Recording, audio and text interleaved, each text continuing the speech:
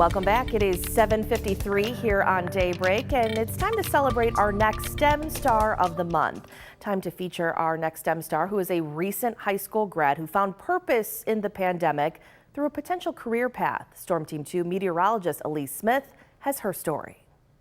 I'm going in with a lot of college credits, but I'm actually deciding I'm retaking a lot of courses because my education was in COVID. A wise decision from a student who has never been afraid to put her education first. Emilie Griffin is our WGRZ STEM Star of the Month for July. She just graduated from Frontier High School as class valedictorian and is attending UB this fall.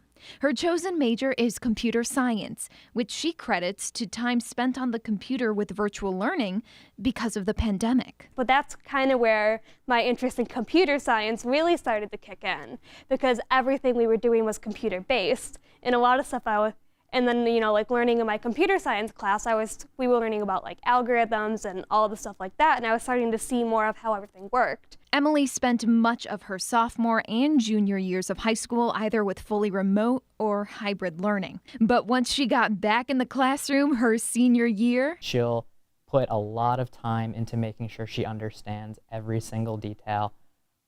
She understands things very well. She's very good at critical thinking. She can take things, kind of piece them together very well, is very good at making connections. And when it comes to designing the activities or coming up with ideas of if I haven't given them an answer yet and they have to kind of try to figure it out, she's very good at coming up with ideas, coming up with possibilities of how this might work, or posing her own questions or designing her own activities or experiments. And after putting her own puzzle together, Emilie is excited to see where her career may take her. A lot of the science-based programs, I'm kind of looking into who makes that stuff happen. Because obviously there's a computer scientist somewhere, or a bio-informaticist or whoever that made that happen, and who fixes that program when it breaks, and medical databases that doctors use. People make that happen. A passion for something greater, all thanks to a global pandemic. Reporting in Hamburg, meteorologist Elyse Smith, Channel 2 News.